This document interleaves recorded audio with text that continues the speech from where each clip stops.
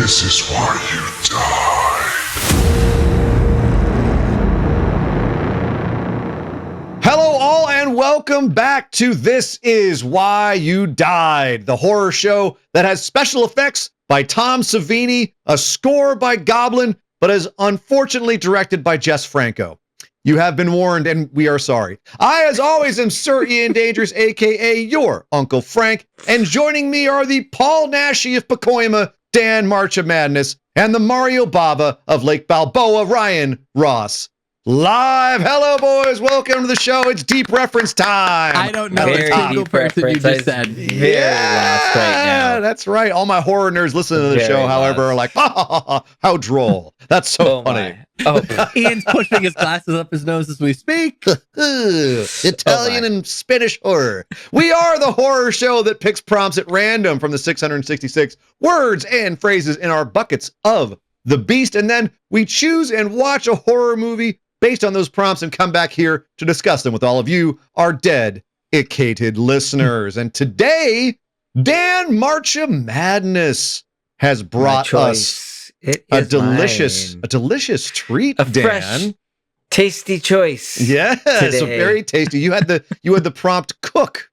I had the prompt cook. You had the prompt cook, and that's you chose a good one. But before we talk about it, I'm going to leave people in suspense. People who aren't watching our YouTube channel and seeing the movie behind you there, but everyone else, it's suspense. Because real quick, I want to talk about some not current, by the time this show airs, not current events, but we do got to talk real quick about the Golden Globes that we're just when we're recording the show, we're just finding out the results.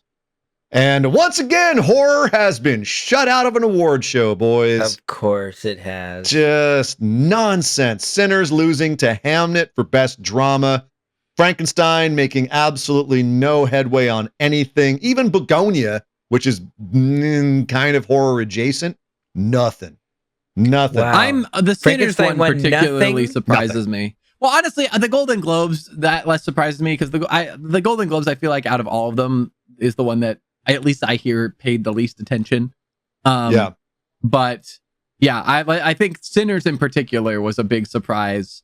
I should say that by a caveat, it got shut out of the big awards. The Sinners did win cinematic and box office achievement, which is the lamest gimme category ever. Like, it's not a real movie.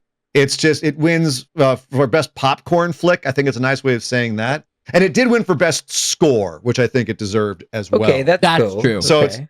And also, Dan, your movie K-Pop Demon Hunters came away with as many awards with 2, Best Original Song and Best Picture Animated. So nice. That's deserved. Very well deserved. Yeah. So a little something from the Hollywood Foreign Press Association for the horror heads. I didn't know it was Amy Madigan nominated for Weapons. She was nominated for Weapons. She lost to Tiana Taylor, one battle after another. Sad gotcha. Aunt Gladys not going home with the award, but she goes home with the award for our hearts because she stole them this year. Fantastic. I still need looking to forward to watching that movie again. You do. Speaking of movies that I've watched, I have a story for you guys today. Because I watched the wrong movie for today originally. For those who are listening, I told these guys a little bit earlier. I definitely, for some reason, thought that Dan had not chosen Fresh, but had chosen Feast, which I don't know how that got mixed up in my brain. But hey, it made sense. Cook, feast, whatever. And there is a horror movie called Feast that I looked up and I watched. Yeah. What's it about? What is Feast about? Well, spoiler alert for a movie that wasn't the episode today, but it's about essentially these people being trapped in a bar while these strange alien creatures hunt them? Question mark. Okay. That's it. And the funny thing is, I was watching it and I was like, oh, this is absolutely a Dan Pick movie. It felt very Dan Pick. I watched the full fucking film thinking oh, this makes sense that Dan picked this movie. And I also was excited because we've talked about how we tend to rate things pretty well. I felt like this movie personally was a perfect 5 I was like, we finally found like a middle of the ground movie. And I was like all excited to talk about it. And then I'm like wrapping up. We're getting ready for dinner. We're a couple hours before we're going to record. And we have a group chat, and Ian sends a photo and says, I blame you for this, Dan. And it's a photo of him eating dinner with Sebastian Stan in the background. And I'm like, oh, fuck, they did say it was a Sebastian Stan movie. There was no Sebastian Stan in my movie. And I was like, oh my God, what did I do? And I had to go, and I only had enough time to watch the movie before we got on today. I barely squeaked it in. So I watched Fresh as the second movie today. Yes. Well, as Ryan just said, Dan chose Fresh for us this week. And some of us watched it, and some of us went and watched Feast instead, and then Fresh. Great Feast, double feature, I guess. Good, bad movie, I think. I like Feast. I don't know. We could have easily done that. But it was bad, but it wasn't bad.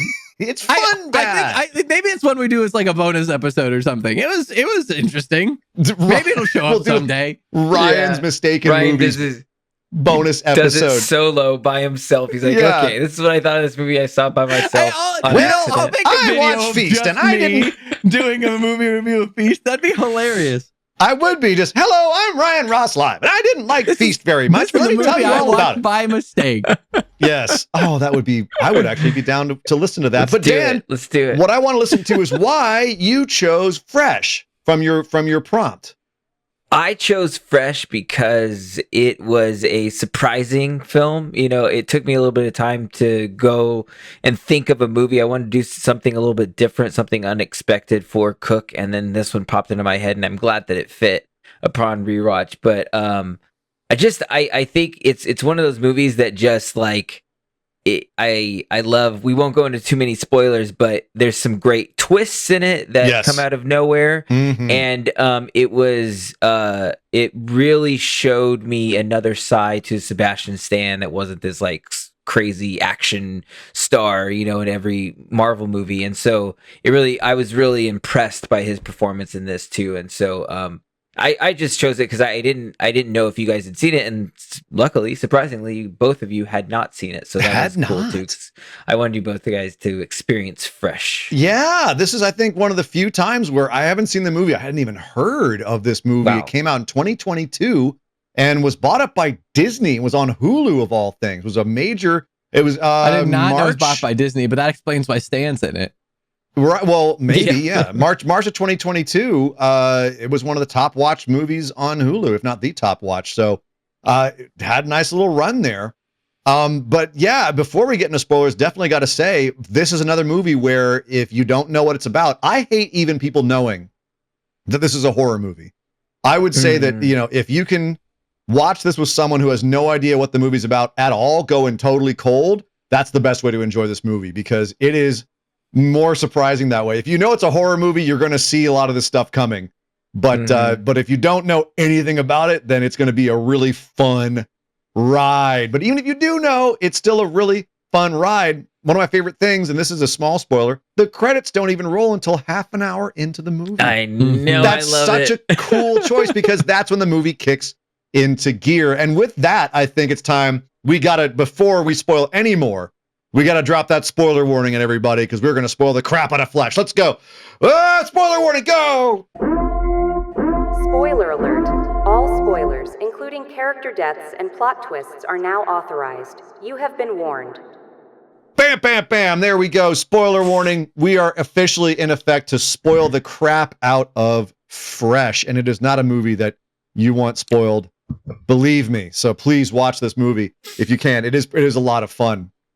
And I will say now that, yes, Ryan, as you said, I was bragging at our last movie, Autopsy of Jane Doe, that I was eating lasagna while I was watching it because, you know, I think I'm all hardcore and everything. And I can eat lasagna while I'm watching an autopsy movie. And then you being pretentious? Never. I never. No. Moi. Ha ha ha ha. But no, I got all cocky. I got ahead of myself because then I was trapped. I was up against deadline, this show, of watching Fresh, just like you, Ryan, just a little bit before you. Now, thank goodness, because otherwise we wouldn't have been talking about it right now because you'd have been watching Feast. But I I had to eat dinner in the middle of this movie, and I had steak and mashed potatoes. Wow. In the meatball scene of this movie. Nice. And I'm not going to lie, it's the first time in a long time that I have had trouble eating to a horror movie. I'm going to point out the photo that you sent that got me on the right track. We had not also eaten dinner, and we had planned to like go get something, sit down, and we were like, okay, we got to pivot because I got to watch this movie. And so Sasha took care of it. And we were like, okay, what do we want to do? Do we want to order a pizza? We have stuff to make Swedish meatballs. And we're like getting early into the movie. And we're like, let's just do the pizza. We got a frozen pizza with no meat on it. It's just a cheese pizza. Let's just do the cheese pizza. That sounds like a good plan. Oh God, Swedish meatballs with this movie. Man. All right, well, Sasha makes great Swedish meatballs, but not something we want to eat during the runtime of this film. No, because and if you're still here and you haven't seen the movie, what are you doing? But if you are still here and you want to know what the synopsis is, it's a girl who's hopeless on dates, having a horrible time dating, meets a guy who seems wonderful, and then they plan on going on a Sebastian Stan. It's Sebastian Stan. So of course he's lovely. He's handsome. He's charming. He's so nice. Super such a sweet boy. And then next thing that she knows, he invites her to go on a little vacation, and he takes her to his beautiful house, and then in the middle of nowhere. In the middle of nowhere. No service. Northwest Portland area, which if you know that area, kind of like beyond the West Hills, it gets very woody. It's in the middle of and self-service is genuinely bad. And he has a beautiful house, and he drugs her and chains her up and tells her that he is going to slowly cut pieces off of her for his expensive clientele who who are cannibals who want to eat fresh woman meat. Wow. Great horror premise, Dan. Yes. As soon as we got to that half an hour point, and he drugs her and he stands up, and the title hits, I stood up and applauded. It's like, fuck. Of course you did. Yes. It was an audition moment where it doesn't swing as hard from romantic comedy into horror as that, but it's such a great like mic drop moment. Now the movie begins. Yes, that was the exact moment too when I remember first seeing this, where I was like, I forgot that they hadn't done any title sequence yet, and I was floored when they did it. I was like, I am in. Like you have punched me in the gut, and you have like choked me up. You're like, here we go. Strap in, like let's see what the rest of this movie's about. And I like that a lot. They go one step further and they make the opening credits part of her being drug hallucinating the things around her. They blend in the credits with her experiencing being drugged, which is wild. Beautiful little psychedelic titles that it's great sequence. The music in this movie is the music selections that they pick are deep cuts, or they're just kind of off kilter. They're really cool. There's a scene later in the movie where they're having dinner. This is the meatball scene that I was referring to earlier. And of course, we know what's in the meatballs. And thigh meat, perhaps. And in the background is playing this string quartet version of Radiohead's Exit music for a film. Wow. Which is they wrote for the Romeo and Juliet movie. And it's if you look at the lyrics of the song, it's literally about Romeo and Juliet being mad at the parents that are the society that's keeping them from loving each other. But it's a great little, it's creepy the way that it's played in there. And also I like the fact that in the original song, and they get to the end of the song and they have this part in there where in the original song, the lyrics are, we hope that you choke. We hope that you choke. And there's a line in this movie where one of the women says about Sebastian Stan's character, I really fucking want him to, I really hope he chokes. I hope he chokes on this shit. Lots of little nuances like that with the music in this. Really great choices. The atmosphere is fantastic. Ryan, you're the most fresh viewer of this movie right now. How are you feeling coming off of this? It's a pretty intense film. This movie is brutal, but it's really good. Like it's well paced, it's well built. It continues to escalate. It's fairly long. It's a 2-hour movie. Yeah. And I don't feel like I don't feel like there's any part that really feels like it's too draggy or extraneous. Like, could it be tighter? Sure. I don't think it does anything terribly poorly. I really enjoyed it, but it's definitely a brutal it's a very uncomfortable watch. It's not like brutal and to say that like Martyrs or something is brutal, but it's very like, ooh, like you got the ick for a solid chunk of this movie repeatedly and without any sort of without any sort of room to breathe. Yeah, but yet it's funny. It has some very, very beautiful dark humor in amidst all of the, I want to say brutality, but you just hit it on the head. It's not Martyrs. It's actually very kind of mellow. It's not gory. I mean, it's a little bit of blood at the end, but it's very tactical. That's a great word for it. It makes you think about things as opposed to showing you things.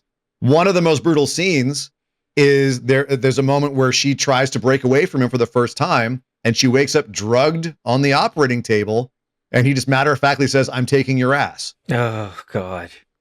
Don't worry, I'm cauterizing it so you won't bleed much. And he takes her ass, but we don't see anything. And we're just left with that knowledge, and it's so uncomfortable and unpleasant. We see one shot at the very end of that sequence of the ass essentially being put into a thing, but super fast. Yeah, super. Just a piece of, but it's a piece of meat at that point, and there's enough showing of different pieces of meat. I'd say the most uncomfortable thing in this is how they deal with just meat, and you know what the meat is, but it's not. It's just meat at that point. But they're grinding it. He's grinding it into chuck, and he's slicing pieces. And the sounds, Dan, what did this movie gross you out? Yeah, I think it definitely grossed me out the first time I saw it, and I think by a rewatch, it was more like I was fascinated, especially during the scene where he's prepping it all, just like that underworld, like all that stuff that that probably exists in the world with people that have too much money. Yeah. Like it's just like you're like, yeah, this definitely happens, and it's just like it was just like. That was even funny too, because it's such a horrific moment of him like cutting up and like preparing this poor woman's leg this certain way, but it's just like he's having fun with it. He's dancing to it. He's like spinning around. It becomes like almost a music video, this whole prep scene. And so yeah, it did gross me out more the first time. The second time I'm more just like kind of like, fascinated by it. Can we talk about this trope that's has been going on forever in horror movies, and Fresh does this as well? The dancing psychopath. That's true. We've got Sebastian Stan. There's a cool pop music playing, and he's dancing around the kitchen. He's so wacky. They did it in Dangerous Animals. Jay White dancing around because he's all crazy. He's the crazy guy. Silence of the Lambs. Goodbye Horses. American Psycho. American Psycho, Hip to Be Square, Joker, Gary Glitter, right? Like you've got Reservoir Dogs, Michael Madsen. Well, I don't. Interesting, right? It's a thing. What is up with that thing? Why do psychopaths dance so much? I would honestly argue it humanizes them, right? Of like music, such a human thing. Ooh. Like, is that it? I would go. Go ahead, keep going. I just feel like it's the fact that like. If we're gonna, in order to make the psychopath feel grounded and realistic and not just be like, oh, like we have to give them these human moments, and the fact that we give them human moments while they're doing terrible things adds to the shock value. But like music is something that like everybody can get behind, and so grounding in something that's like so interconnected with something that's so not, I feel like that juxtaposition is very powerful. But that's my take. Dan, what do you think? I would say that it's more disturbing because they're taking joy in the awful thing they're about. Not a care in the world. It's like they have so much glee in the horrific thing they're about to do that they take the time to revel in it and celebrate it, Well, and so that's like that's frightening. Agreed. And it's really dancing is it's such a vulnerable, like silly thing to do, right? Like you're obviously in your own space. You have no cares in the world, and I think having no cares in the world when you're about to do something absolutely horrific, or you're in the middle of doing something absolutely horrific, make that juxtaposition of that kind of innocence and vulnerability with the horror of it makes it feel more evil, because I agree. The scariest evil is the banal kind, right? The banality of evil is the kind that's the most accurate to real life, and it's the kind that is the most disturbing. What's the thing with where it's the uncanny valley, right? The closer it looks to human, but it's not human, the scarier it is. And so just that little bit of separation where they're doing something very human, but then they're also doing something that's very fucking evil at the same time. It grounds it. It grounds it in reality. Okay, I can see where you're coming from. And it makes it really disturbing. But I think you're both right, Dan. I think that there is something that's really kind of fun about it. And that juxtaposition with how it's fun, it shouldn't be fun. We shouldn't be having fun right now. What are we doing? Mm-hmm. What the fuck? Yeah. But it's an ongoing trope. And here they do it again. And I don't think this scene lives up to some of the other ones that we mentioned. But at the same time, it still works. It does its purpose, which is to make Sebastian Stan's character super fucking creepy. Right. Which, to be fair, they've already done a couple times, but this just adds layer after layer after layer. This movie, one thing it does really well is continuing when you think you know everything creepy about Sebastian Stan's character. Steve, or Brandon, as he's sometimes called. Oh yeah, Brendan. Brendan. What perfect name choices in this movie. Like Chad, the guy at the beginning. Like, of course he's a Chad. Of course he's a Steve or a Brendan. Right? Sorry to all the Steve and Brendans out there. You're not psychos. It's just perfect for this movie. But that being said, this movie keeps finding things to make him creepier. Mm-hmm. Like when you find out that he has a wife and you're like, oh shit, this dude's got a whole life outside of this pastime. And then we go meet the wife. And then we find out she's in on it. I love that. Not only is she in on it, but she's a previous victim. Yeah. Yes. It's like stacks and it stacks and it stacks. Boom, boom. And then he's cheating on her. Right. And then on the top of it, he's even worse. He's cheating on the wife that he has on the side, but she's actually an accomplice, but she's a former victim. Jesus Christ. There's no bottom. There's no bottom to it. There's no bottom. I think if the movie had gone on any longer, we'd have found out something else creepy about him. But yeah, it ramps up. And props to Sebastian Stan for holding it all together through this entire movie. Did you boys feel like the performances in this movie sold all of this wackiness? Personally, absolutely. Absolutely. I completely agree. Absolutely. Dan, you go first. Because what I love the first 30 minutes of this really feel like, a romantic rom-com, like a dramatic, and Sebastian Stan is just so charming. Like he's very good about even in the first scene where you meet him in the grocery store where he's almost dorky. It's like he's like he says a couple of lines where it's very endearing because he's like I'm already screwing this up. I'm just gonna go there and let it go. Like I'm just gonna go all the way because I'm already screwing this up. Like that whole thing is just very, how could you not want to go hang out with this guy? And then the first date's great and all that stuff. And so I really love that. And so when it twists but what's great about him is that even though he's unveiling all this horrible stuff that he does to these women and how he doesn't care and how he has his whole other life and the horrible things he does, it's like he's still freaking charming. Yeah. Like he's still like a funny dude still. Mm-hmm. And it's just like, man, he's very good about he's got that Hannibal Lecter thing where it's like, even though you know how horrible person this Hannibal Lecter guy is, you still are just fascinated by what he's saying and how he's talking and all that. So it's same vibe. And to be fair, it takes two to tango. And we haven't mentioned Daisy Edgar-Jones yet as Noah, as the victim. Ryan, do you feel like because they had great chemistry in this movie? 1,000%. Do you feel like that opening 30 minutes of them establishing chemistry and establishing that they're both charismatic people, did that pay off throughout the entire movie? Honestly, yes, but I think even more so the moment that really stuck out to me from her performance that really elevated the whole movie for me was how well she was able to sell the play along of getting Sebastian Stan's character, Steve, to trust her during the dinner scenes. The way that she sells the I'm interested, tell me about it. Oh, we're having fun. Is this a date? Playing the emotional turmoil that she's going through, and the fact that she's able to sell you want me to be the coy, charming woman? If that's my way out, done. And is able to just hit that out of the park was wild. How well she sold that. But that's a great thing I want to bring up too, Ryan, and thank you for helping me segue with this. And that is the fact that I think the movie's saying she's good at that kind of awkward date thing at the end because she's been on so many awkward dates. And this is a movie that kind of is saying like guys are fucking, the dating scene sucks. Like this is a dating scene sucks movie through and through. Yeah. But this does have some serious gender politics in it. Like, and to the point where at one point there was a bartender character who, the main character's best friend, Noah's best friend, Molly, played by Jonica T. Gibbs.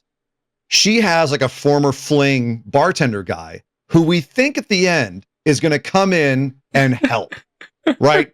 Either come in and take a bullet and die and save them or just save them. And I remember thinking like, that's kind of not the point of this movie is to have the guy save them. And then he turns around in the driveway and takes the fuck off. He's like, nah, man, I've seen this movie. Yeah, and I'm out.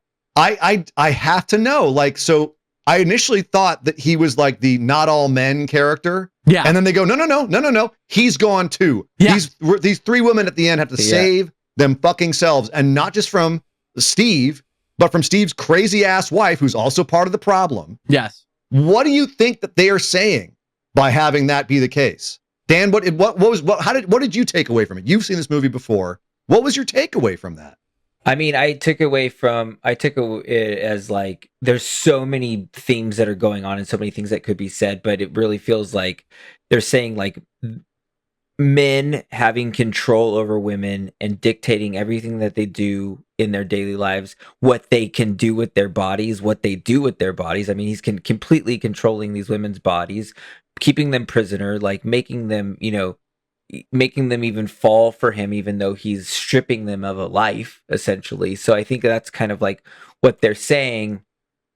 And then, it's just like what's great is that like, it's almost like she has to consume other women in order to get past and survive. And it's almost like that's what they force. It's like women have to like battle against each other in order to just kind of rise up in this world that's run by men. Whereas then this kind of grander, greater message in the end is like, no, if these women band together, they can survive whatever these men or women, come at them with. And that's what I feel like is the kind of like, that's the message I got from it this That's a strong take. Ryan, did you take any kind of message like that? Or what did you see? I didn't get that deep, although I do agree with Dan's take. Honestly, the moments that kind of stuck out for me in the whole thing were one, when she's talking to Penny and the neighbor victim. Yeah. And Penny says, this isn't your fault. It's always their fault.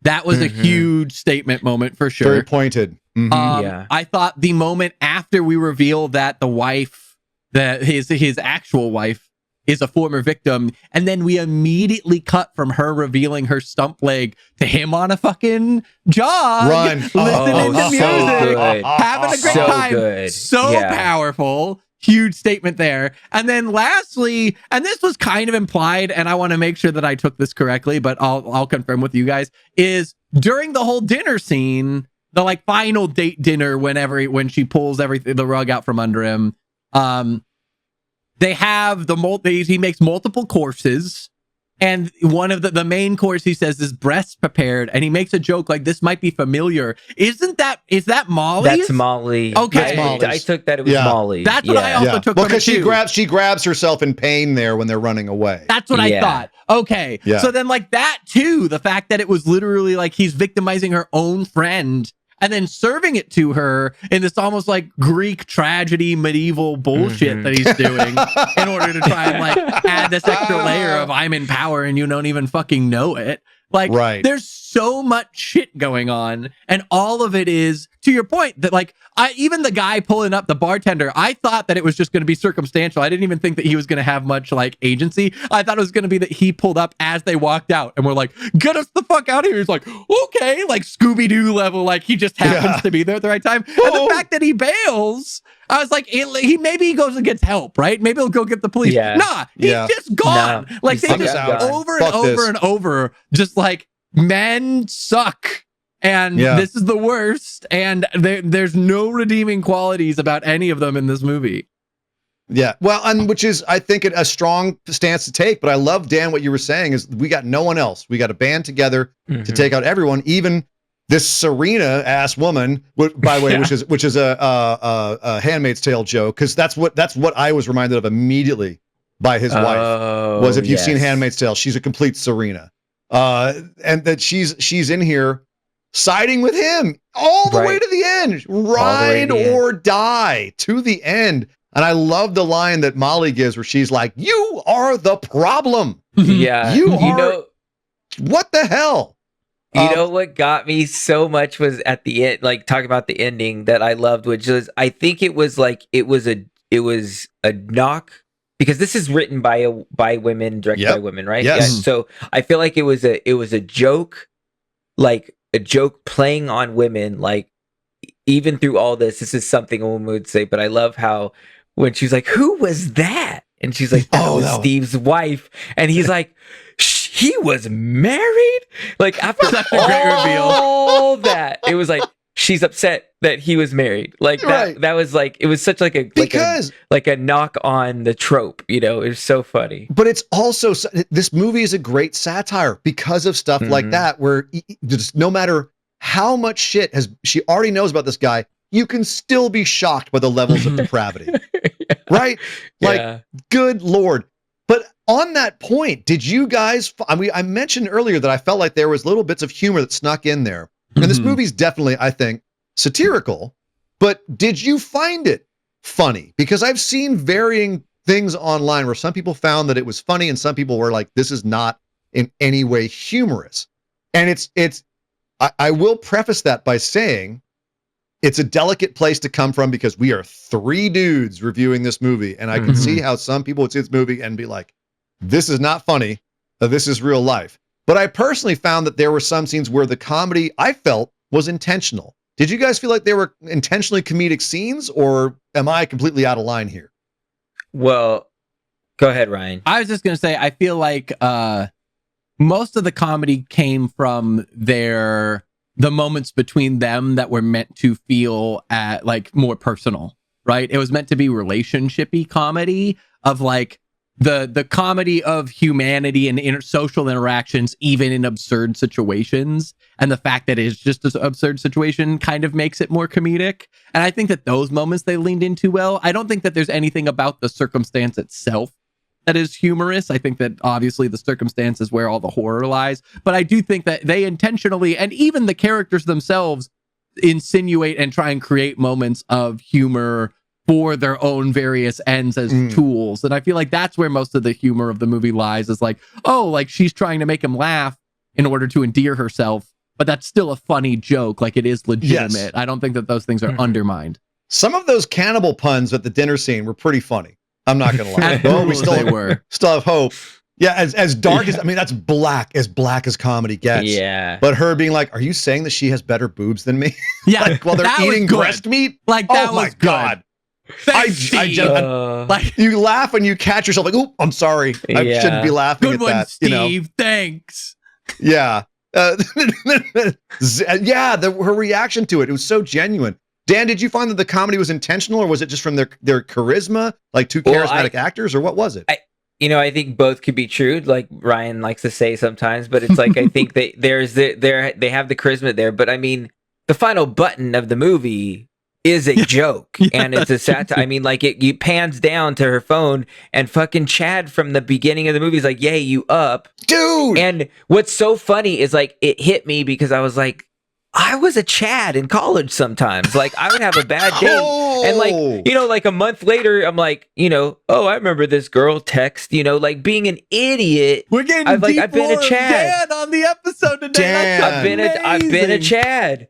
And I was like, dude, I've been that guy. I've been horrible. The first step to fixing it is realizing that you're doing Real it. Well quick. done, Dan. Exactly. Can we talk about Chad? Chad's not relevant to the rest of the movie, but we just gotta talk about. Can we talk about I the hate end Chad of that so much. date? Motherfucker. I hate Chad so Everything much. about him sucks. The scarf sucks. The scarf, The way the that he gets fucking all scarf. upset that it's in his own food, and then he makes her pay for it. He reminds her to cash on the restaurant. He Yep. splits the check. He's disrespectful to the waitress and pretends that she assumes that she can't speak English after they've been speaking in English the entire meal.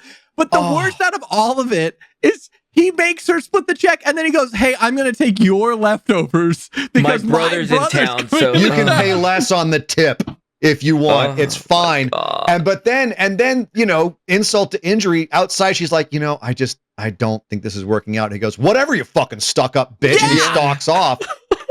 Here's the thing: as funny as that is, I don't think any of that is unrealistic. There are dudes Not like at that. all. There are very And I much know that dudes from like that. experience. I know that from experience as a bartender. I've seen it happen in front of me and just been like, oh, what? Well, my goodness. Yeah. I mean, that's what's so great about that first 30 minutes too, besides like the establishment of it, kind of feeling like a totally different movie. But especially that first 10 minutes is it takes all the tropes and all the things of like how horrible it is to be a woman in the modern age, and just puts it under a microscope, but just like one after another. It's like bad date, bad swiping. Like, how do you date? Just like a terrible date followed by being scared by a guy in the shadows that ends up just being a dad with a baby strapped to him. It's like all these things that you have to, all this fear and loneliness and things that you face as a modern woman. I really like how they just like took all those pieces and just stuck it in that opening. And it's so good. It's very accurate to the point where I worry that some people are going to watch this and actually be turned off by how accurate it is. Yeah. Ryan, what were you saying? I was going to say, and poor Molly sees all of the red flags a mile away. It's like, you already slept with him? Oh, you're going on vacation together and you don't know where you're going. That seems sketchy. Hey, can you show me what he looks like? Hey, can you send me some info? Hey, girl, share your location with me. Like, whatever. And she is, talk about tactical. The fact that she goes back and visits the guy and then goes like, I'm sharing my location so in case something goes wrong or in case you want to hook up later. As kind of like, I need you to say, I need you to accept the location share. So I'm going to put in this thing I know you want. So Molly was on it. Molly was on it, and she had that bartender dude wrapped around her finger to the point where, like, just when he thought that he was, I guess she's actually interested. I got this new beard oil. She's out the door. Yeah. She knew exactly how to play every guy in this movie, except for the one guy that she didn't see coming because she didn't see the girl coming. She didn't see the wife coming. And the wife's the one that got her. Didn't see that one, unfortunately. Poor Molly. But, so really quickly, guys, before we head to the end of this, and start doing some of our bits and whatnot. Maybe bits is the wrong word for this movie. We're doing our bits. Yeah. Well, do you ever hear about the cannibal who ate her boyfriend before she dumped him? No. So, boys, here's the thing. Here's the thing. We said earlier that it might have been a little bit long. Do we feel like this movie was paced appropriately? Because I have to admit, I feel like it could have cut 10 minutes out and been even leaner and meaner. Dan. Here's what I noticed the second time I watched it, because I did find two issues with this movie. Definitely one that I wanted to bring up was the pacing. So I feel like, especially towards the dating, the restaurant, like the dating scenes in the house where he's taking her on dates, that felt like a good 10 minutes too long. Like, I think there was just a bit too much. They could have gotten to the point a bit faster. There was two scenes that were very similar that they stretched out into kind of two dates. I felt like they kind of could have been accomplished in like one longer scene potentially.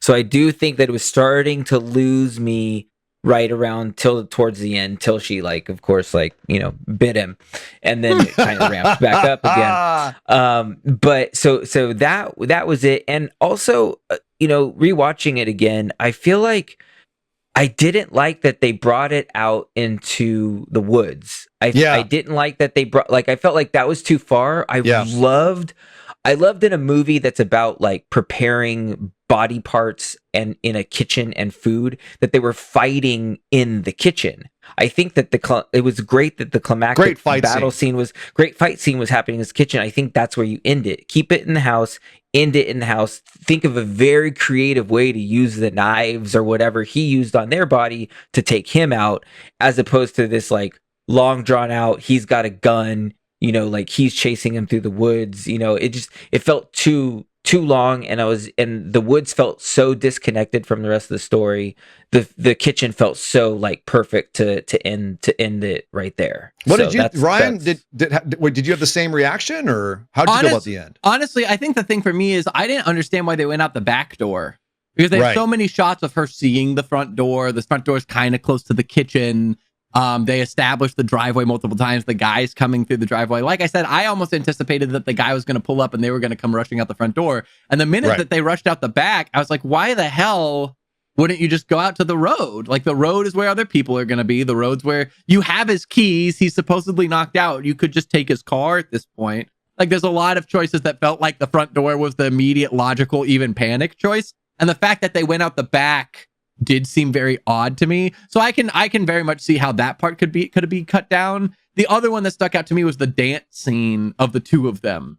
I felt like they did the weird, like they were doing the mirror dance stuff, and that kind of, the rest of the dancing was fine, but the minute that they started doing what essentially looked like Just Dance on like the Switch, and they were like doing these secret, I was like, what is happening here? Yeah. Why are we doing a TikTok dance in the middle of the movie? That took me out. Well, I oddly really love that part of the movie. Really? There's something about that. That's very hypnotic, where it just feels like otherworldly. It feels so like disconnected and dreamy from it all, that I really like that moment. I don't know what it is. That's funny, because for me, that disconnection is what actually I didn't like about it. And I agree. I don't like them going out to the woods. I think that the whole sequence from the time they get outside of the house kind of falls apart a little bit there. It's just messy. Everything's arbitrary. Oh, it's because they're out in the woods and they're far away from everything. We can just make everyone meet where they have to meet arbitrarily based on, you know, the wife just randomly finds people at the right time.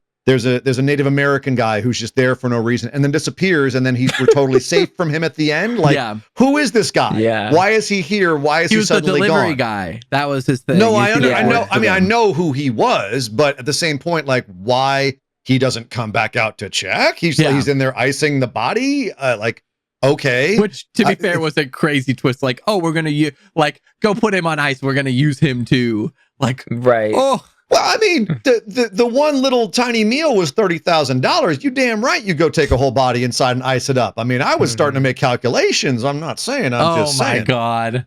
But that being said, boys, this is going to be an easy one. Oh, Dan, wait, really quick before we get to the Guy Woodhouse Award. Dan, hit us. I just got to say, the painting was slices of their body, correct? I thought that was kind of implied when they first looked at it. It seemed like there was some weird texture on that painting, but I don't know for sure. I think that they were thin slices of meat that created the painting, and then when you lift it up, underneath was all the victims. I felt like that was meat. I think it was supposed to be implied that it was representing meat. I don't think it was literally meat. I thought it was really meat that he That turned would be into art. stinky. I went the in between. I didn't think that it was meat itself. I thought it was other body parts like bones and shit. Like, it was like, I did think that it was like the painting was made of something because she almost touches it and then they make a big deal out of that. But well, I think it's more because he's worried she's going to go behind it and see all of the stuff from the other girls behind it. Yeah. Okay. I didn't think it was, I thought it was literally a painting, that it was just representing all of these pieces of flesh. But you guys thought it was, I mean, if it was literal, then he's really playing a tight game there. He's playing it close to the vest. Yeah, that's true. All right, Guy Woodhouse Award. I mean, Guy Woodhouse Award. Fuck that guy. Man, you know, I would say this movie has a pretty good gimme with Sebastian Stan's Steve. It's hard not to say fuck that guy. Yeah. Does the wife sneak in on an outside one? Or Can't we just have fun and give it to Chad? I was going to say Chad's a pretty good option too, dude. Chad sucks. Chad's a dick. But here's the thing. Here's why I'm still going to give it to Steve over Chad. Oh, for sure. Chad is the everyday asshole. He's just he's gonna send you the random dick pic like she gets in this movie, right? He's the random dick pic dude. He's the you up dude. He's the Netflix and chill dude. What he's not is the I'm going to drug you, chain you up, and slowly cut you to pieces to fund my beautiful, nice house and my nice lifestyle. Chad's like, an that's asshole. not him. Steven's a monster. But the thing is, exactly. to be fair though, Steven also is still charming. Steven's a monster, but he does the human thing best. Somehow he does the human thing better than Chad, which is really fucked up. So he's Ted Bundy. I mean, I've seen people comment that this isn't realistic. Fuck that. It's absolutely realistic. It very much is. Ted Bundy absolutely could have pulled this off. But that's the thing. Kind of did in a way, just a different way. Yeah, right. And it's Ted Bundy meets Dahmer, but just with better modus operandi. But this is more the thing. Money. But because of his modus operandi, he's a doctor who found a way to make money from the. Anyway, the point is who do we give the award to? The asshole or the monster, or the person who's betraying her own people, her own sex for the monster? I think the monster. I think that cases can be made for all of them, and I think episode to episode we kind of vary, because the thing is, like, the true answer here, the obvious answer is Steve. Like, Steve is the real true fuck that guy. He's the monster. He's terrible. He's crazy. Absolutely. The meme answer is Chad. Like, the joke answer is Chad, and we can't have both, right? You're right. Both of those things are true for just completely different reasons. You know what? Actually, I think we could probably say fuck all the guys in this movie. Very true. It's fuck basically all the the guys. fuck that guy's movie. Yeah. And that one chick. Movie. Fuck that guy's and the one chick. Yes. Yeah. Ooh, that's the most comprehensive Guy Woodhouse Award, Mike Logan Award we've ever had. It's the whole Woodhouse. It's the whole wood. It's the whole woodshed. Yep. She's a brick Woodhouse. She's mighty.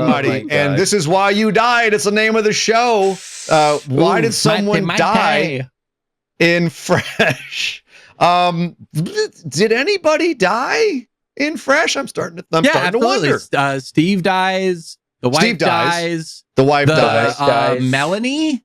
Melissa? Well, did Melissa die? I guess they didn't save her, but did she die? No, they very much. They ate her. He said it was her liver. You cannot survive without your liver. Yeah. She died. Very good point. She was going mad. They no longer talked to her. They ate her liver with fava beans and Chianti. And a nice Chianti. Oh, nice reference, Ryan. Well, now that you've seen that movie, it's my movie. I'll take the first. This Is Why You Died. I'm going to go for Steve because a very easy one. Don't fuck the livestock. It's real easy, dude. If you have a bunch of cattle, don't fall in love with the cow. This is why you died, Steve. If you'd kept shit business, you'd still be alive right now. But this is the problem. You just strive to get us canceled. I'm not. How am I lying? Don't fuck the livestock. He would have been alive right now if he had just followed that one simple "This is why you died" rule. True. I mean, it's true. And the other thing is, you don't fight the livestock. Although it is kind of funny when you're a cannibal. Every fight is a food fight. You fight with someone. You were waiting the whole episode for that joke. You were just sitting Dan Marcha Madness. Dan Marcha Madness. Give me some reasons why someone died. It was also my movie, though, I think, because you did say it was your movie. Did I say? Well, it's my movie now. Yeah. I'm stealing it. Now you took it. You took it away from me. I'm still on last episode for some reason.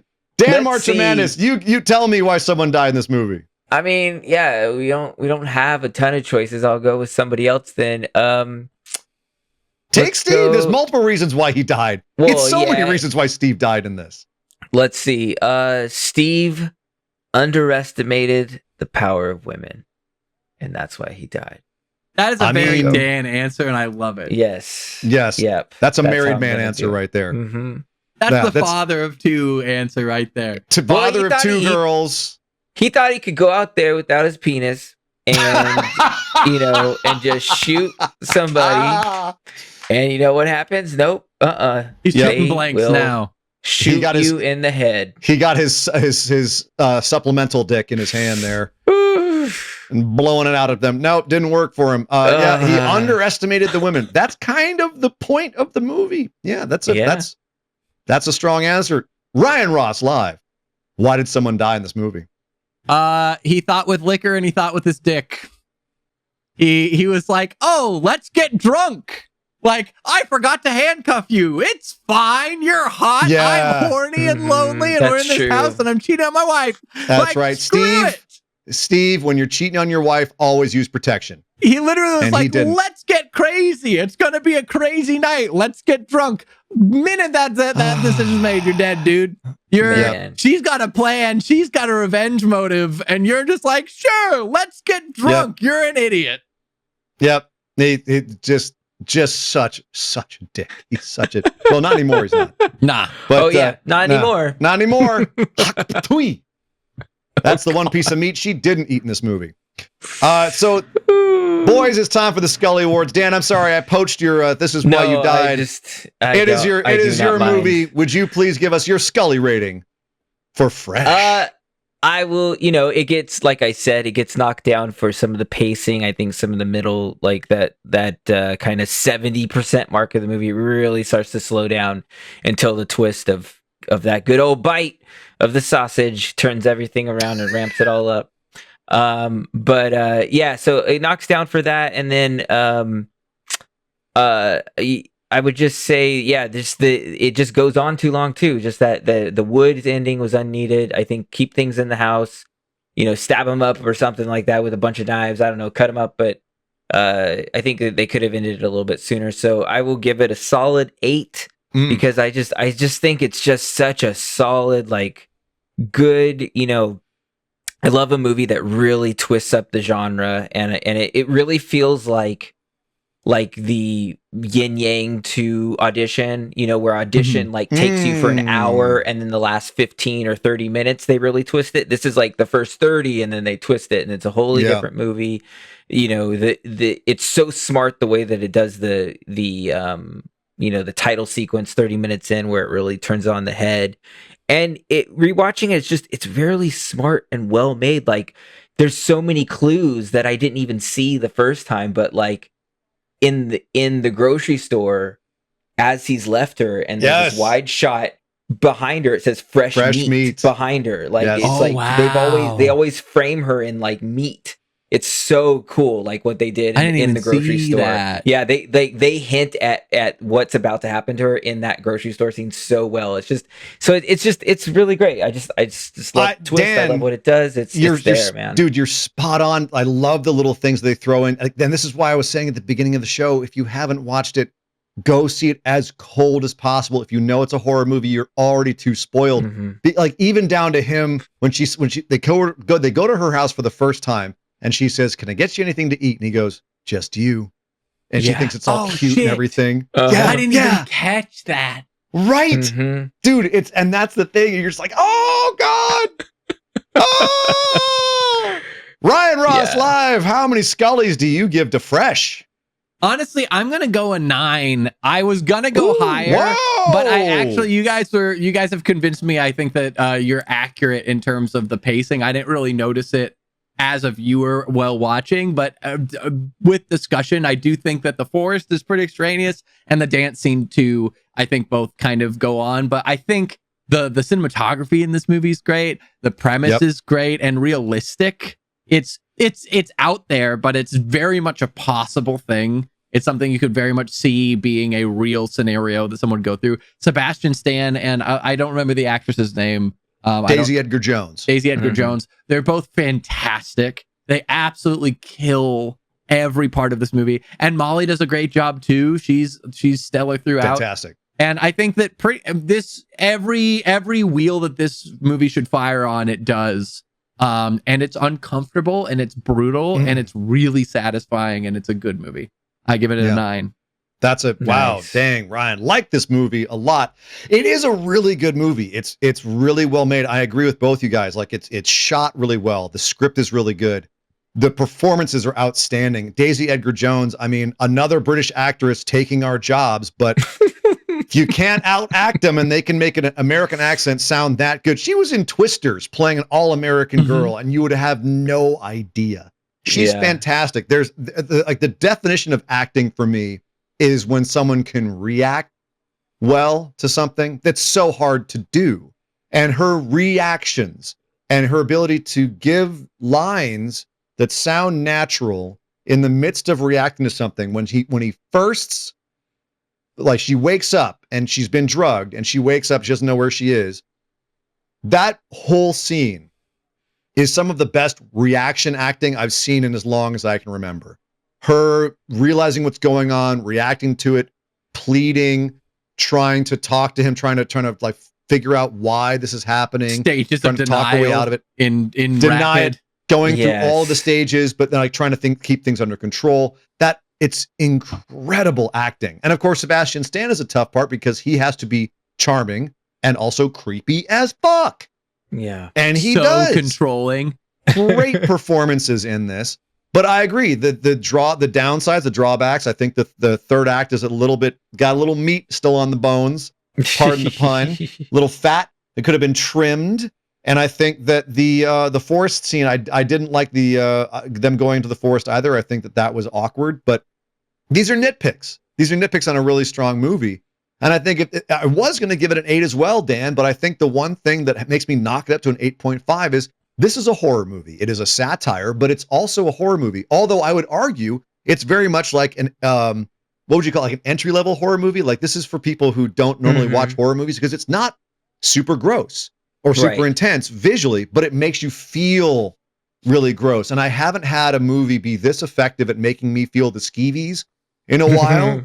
And especially, like, if any movie makes me have to like slow down eating or like question my eating and upset my stomach, you automatically got to get a higher score for that. So 8.5 for me. Wow. Very, very strong movie. Yeah. Love Fresh. One moment I want to throw out that we didn't get to as well is, can we talk about when Sebastian Stan is talking about how he got into all of it, and how he was introduced to it, and he goes like, giving yourself up to someone else. Like, that's beautiful. Like, that sacrifice or whatever. And the irony of the absolute obliviousness of the fact that he is in complete control and all he's talking about is other people giving themselves up to him and or people becoming a part of him, but he's not willing to become a part of anything else. Like, it's all about what comes to him and the power of that. Like, that scene is brutal. It's a really strong metaphor that they make in this movie of this entitled guy getting all this thing. He has this whole life on his own with his family, and he's out there. And I think, take the cannibalism out of it. I think it's a metaphor for these rich, entitled white dudes going out there and dating and, leaving all of these women in their wake that they're breaking because they have a whole family. They have a wife and a kid. Maybe the wife knows that he's, out there and they have an open marriage or whatever you want to call it. But he's out there hurting women emotionally. If it's just him dating women and then they find out later that he's married or whatever have you, it's still him using his privilege. And then, of course, once one of those women fights back, he's the victim. You lied to me. I can't believe you. Why would you do this to me? Right? Then poor him without any self-realization. So it's a fantastic metaphor. Yeah. Very good movie. Dan, great pick. Fresh. Glad you liked it, guys. Dude, way underrated. Like, I don't hear about this movie on forums. No one talks about this. No. Like, this is definitely one to throw out there and tell people, yo, check out Fresh. That's a good one. It's a good one. It's a good one. Thank you, sir. Well, unfortunately, that means, though, you're out of a prompt, dude. I'm out of a prompt. No prompt. Get that DeLorean. Ryan, you're about to tell us what we're going to watch next. What's your prompt you're sitting on, Ryan? Chest. That's I'm so curious what you found for Chest. We'll find out in a second. I'm sitting on Undead. That's in 2 weeks. But then in 3 weeks, Dan, you've just gotten your DeLorean. You've picked something out of it and your bucket of the beast. What prompt did you choose? Well, this prompt I chose is, interesting. The prompt I chose is tragedy. Ooh. Tragedy. Yeah. And that leads me to what I want to do now, which is I'm going to call in a hex.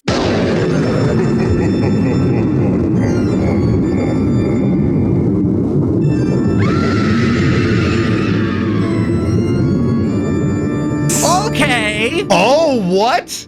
Yeah, I'm calling in a hex right now. I have no idea how this is going to work, but this is how it's going to work right now. The hex. This is a actually hex. very interesting. Okay. This is the hex. This is a theme. I don't know how it's going to work with your guys' choices already, but I'm already going to make my choices on this one. Should I? Well, so Yeah. here's the Don't question. ask for permission. I'll be honest. I had prepared a choice, so if you, depending on the hex, you might, I might be screwed here. But continue. I might screw you. That's the whole point. Because I got Let's a do it. theme and Let's do everything. it. I got a theme and everything. Let's Go go. for it. What This you is got? called the theme of it. It's going to be another double feature, just like we did last season. Okay. But it's called Resurrected or Ruined. And so, what you must do Okay. is you must watch the original of a horror movie and then watch the remake or the legacy sequel and say whether it should have been resurrected or if they ruined it by bringing it back. Okay. Interesting. Okay.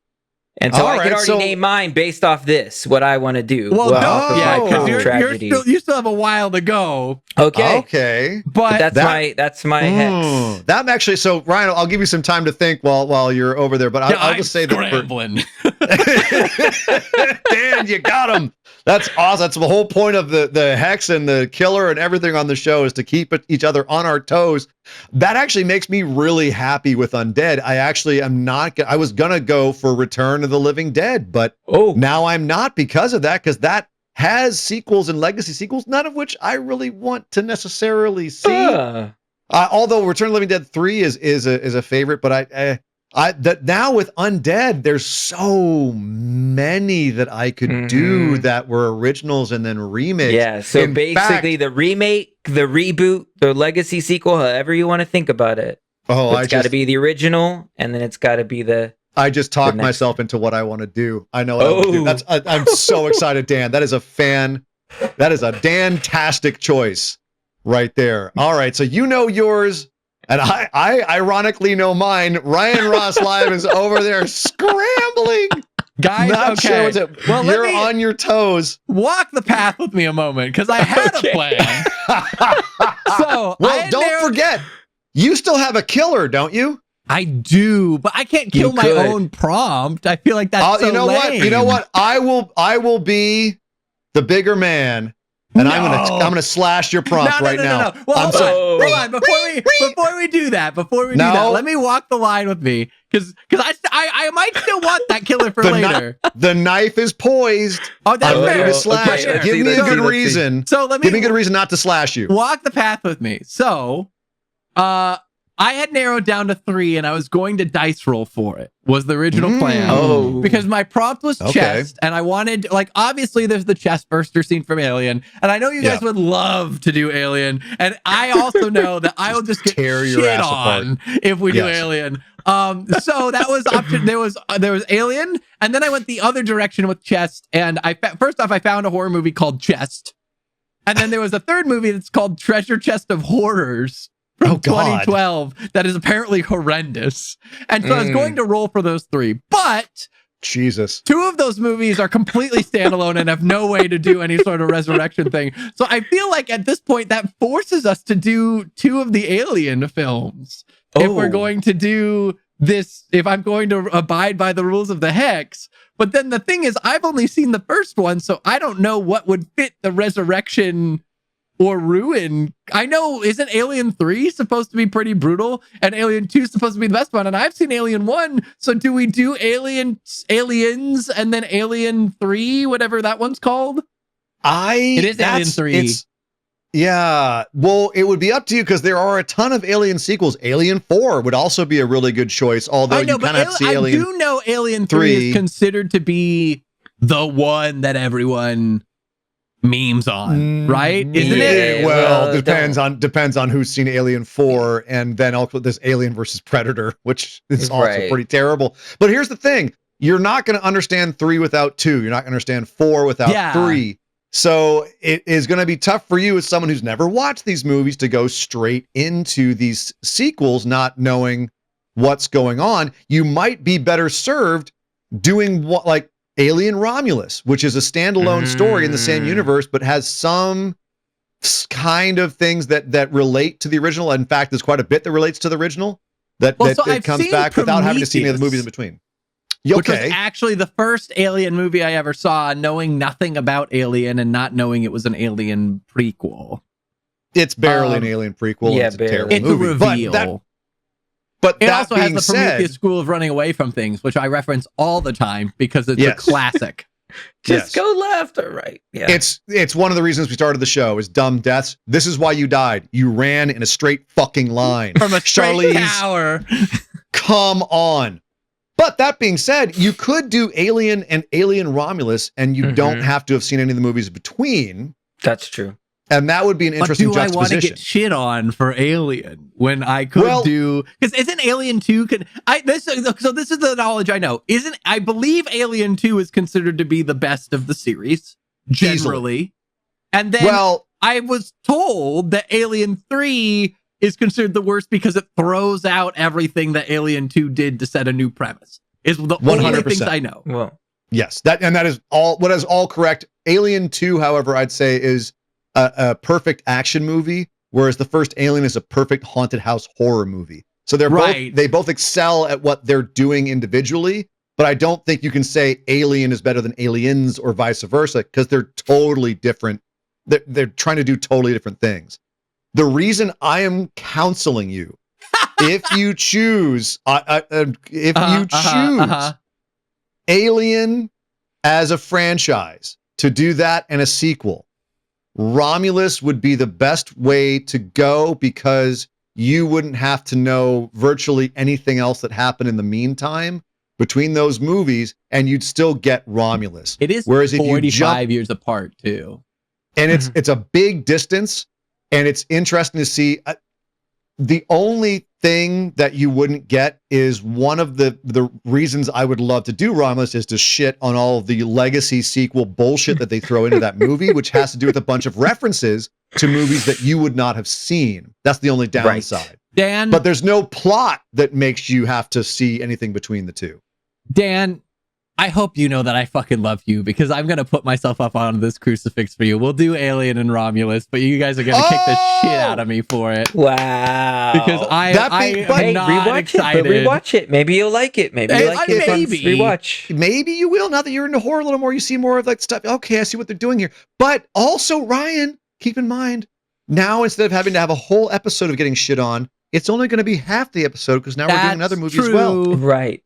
That is it true. Softens the blow. Man, Dan, you fucked him with this hex, dude. Sorry, dude. Sorry, Ryan. Here I am nailing myself to this cross. I'm happy. I'm sitting here with the knife. I will happily take away your pain and take away chest. I will slash it. That knife is mine by right. I got to hold on to that. I still have that for some point. It's my knife. I'm saying I'll slash your prop with because you have my a slash. knife. I see what you're saying. I thought for the killer. I will take away your pain. You know what? We were gonna roll. Let's roll. I had it as a D12 because we had 3 options, but we'll do 1 through 6. And I would love if God makes you do Alien right now. If God of Dice. All right. So 1 through 6, we slash it. And 7 through 12, we watch Alien and Alien Romulus. Yes. Okay, here we go. Let's see. It's a 3. Leave it up to fate. It's a 3. Okay. Bye, Alien. All right. Bye, Alien. We'll do another time. That's fine. I think that would have been kind of awkward, Alien Romulus. But I would love to have a full episode to fuck you up with Alien anyway. So that's perfect. I'll put back in. This is a dramatic end of the show. Going along with thought. Hey, Bucket of the Beast is coming out. This is how we end it. Oh my goodness. What is it? Chest is going back in. Bye-bye, Chest. Is going back in. No, it's going back in. Okay. We'll see you next time, Chest, and then we'll do Alien then. I got... So, oh, God. Oh Yes. no, what do you get? Unborn. Unborn. Okay. Oh. Hold, please, while I Google. Yeah, all right. So we're going to see, this episode's going to run long because we are going to see Ryan's process of how he chooses movies. He's Googling in real time. He's going to have to do a quick one on this. From 2009 called The Unborn. Yes, there was. I don't think it was not a a remake, remake. though. There's no remake, I don't think. No one's remaking that crap. Well, But, there's a 1991 science fiction horror film also called The Unborn. I don't think there was remake. No, Yeah, well, don't I'm go for working. literal. I'm dead baby horror movie. Dead baby horror movies. Oh no! My God, I was not prepared for this outcome. Fair You put me enough. on the spot. We're live with this stuff. It's your process, Ryan. Go for it. Do what you gotta do. Hold on. Is there? Wait. Does this have anything to do with dead babies or unborn? There's an We Evil don't Dead. know. What are you referring There's to? an Evil Dead Rise trailer that popped up. Oh, And then Evil Dead. Unborn. We could do. Does that have to do with Unborn? Evil Dead. I got one. I got one. All If right. he wants to go Now, Unborn. you turn into Arnold Schwarzenegger for a second there, Dan. So there's the Evil Dead from 1981. Go, Dan. Tell me the thing. Zombie baby. Unborn, technically.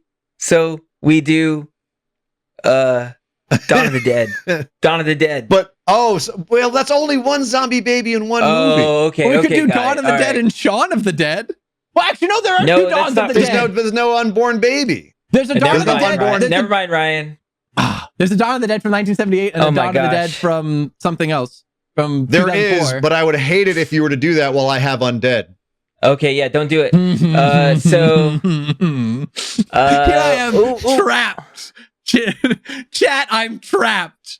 I'm being bound by the hex. I got an idea. Help me out, guys. Okay. No, okay. One I could say is Omen. The Omen. Okay. That's one. Because they did remake it. 1976 and 2006. I do see this. Let me read. There could the also basics of you the could plot. also go with the first. You could do the Omen and the first Omen and call it a legacy Yeah. prequel. I guess you could probably get away with that. Hold on. Omen says, there's the word Ooh, on the board in the Omen- synopsis. The Omen and the first Omen would be sick, actually, Yes. and would go with it. Yes. 1976. Do it, Omen. And Do the Omen and the first Omen. Yes. That's a great one. That's a Yeah. great Is the one, first too. The Omen- first The Omen is original Omen. fantastic. The original Omen and then the first Omen. And Yes. if no joke, I'm so excited about what's going on, but I really have to go to the bathroom, guys. Can Dan's so excited the hex by the hex he's got to pee. I got to pee so bad. Okay, run away. We'll discuss Okay, here well, with there's Ryan. also an Keep Omen discussing from it. 2006. There's the original Omen. There's an Omen from 2006, and then there's also the first Omen. So I will say this: if we do the Omen and the Omen remake from 2006, it will be fine. It will be an interesting discussion of things that they change in the sequel. However, the first Omen is technically a legacy prequel, Okay. but one of the reasons I would like to talk about that movie, just personally, is it's one of the rarer legacy sequels that's fucking good. okay. So we either do the Omen, which is a stone cold classic, and then the remake, which is okay, and we can discuss why the remake hits and misses, because it definitely hits and misses. And some things they get right, some things they get wrong. Or we can discuss a prequel, which is pretty much like whole cloth made up stuff that basically is the origin of the first Omen movie. There's done also an 40 years. Omen 2. There's a There lot is of an Omen. Omens. There's a lot of Omens. I actually did all of the Omens for Horrorpalooza a couple years ago, and there's a lot of Omen movies, and very few of them are good. The Omen 1 and Omen 2. Omen 1's a classic. Omen 2 is okay. Omen 3 is flawed. Omen 4 is fucking terrible. The Omen remake is watchable but flawed. But the first Omen, I think, is another extreme. It's the best movie since the first Omen. I Okay. think. Well, So, as you're considering. Honestly, just because of the fact that I backfooted and we've stretched for a lot of time, I think we're going to have to just do the Omen of the first Omen. I'm just going to swing with it because I was not prepared. Also, there's a lot of baby stuff in the first Omen. There's not a lot of baby stuff in Omen 2, 3, or 4. Okay. Well, there you go. Yeah. It works. Okay. Sorry to browbeat that in there, but I feel strong. No, but I mean, Ryan, well, hey, I was prepared for a scenario that no longer exists. Oh yeah, no, that was suicide prompt picking right there from Ryan Ross Live. Ladies and gentlemen, this show just went off the rails. For this outcome. Yeah, wow. I didn't realize. I didn't mean to throw it off that much. Don't you dare apologize. It was entertaining, if nothing else. This is what live recording is all about, Dan. Thank you very much for that. I had to take a pee break during the.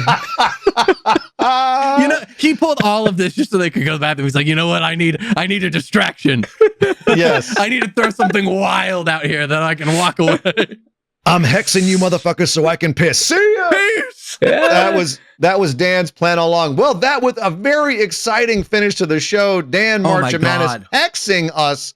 And then now we are going to be watching. By the way, we were about to do Alien and Alien Romulus, a classic and a modern remake. Now we're doing the Omen and the first Omen, a classic and a modern prequel, which I think is a fantastic prequel. So this is going to be a really cool double feature next week. Well, not to mention the fact that we got a hex and a slash back to back, which is also wild. No, what an ending to this episode! What an ending! None of us were prepared for this. All of this, we got all the sound effects in this show today. Ding, ding. The video and it's going to be wild. Good grief! All right, well, a dramatic ending to a show about a very good movie, Fresh. Go check it out on. I think it's probably still on Hulu and Disney. Weirdly enough, yes, for a movie about eating your date. But Dan, thank you for picking Fresh. Ryan has chosen the Omen and the first Omen with much for next week. Good God Almighty, we're gonna have a hell of a time watching 4 movies. Oh my God! To prepare. Oh, we got so much coming up. Boys, this has been a great show. Looking forward to what's coming up. Another double feature hex coming up for the next round. Good grief. Well, on our way out, let's do some really quick business because we've been overstaying our welcome. Dan Marcha Madness, where can they find us? Tell them, please. Beacons.ai/TIWYD pod is where you can get all things for this show and merch. Yes, Ryan Ross Live, tell them about the Patreon. We got a Patreon. There's a bunch of tiers. Each tier comes with exclusive stuff like merch discounts and bonus content and extended episodes and being shout out every episode like our lovely CG, our dedicated benefactor. CG. So that's our Patreon. Yes. Check it out. And if you can support, great. It helps the show. We have checkpoints that improve the show, and all of the funds from the Patreon itself go to improve the show, as well as if you aren't capable of supporting through the Patreon, we still appreciate you listening. Thank you guys so much for spending time with us. It means the world. I'm sorry we squandered it some at the end with this little panic session that I've had. Panic on This Is Why You Died today. But yeah, as Ryan said, thank you everyone for listening. And if you're at this point in the show, then you are a true dedicated listener indeed. Thank you for sticking with us all the way to the end. We really appreciate you. Patrons, if you're still listening, check out the extended edition coming up next right after this. But for Ryan Ross Live, for Dan Marcha Madness, I am Sir Ian Dangerous. We will see you next time right here on This Is Why You Die.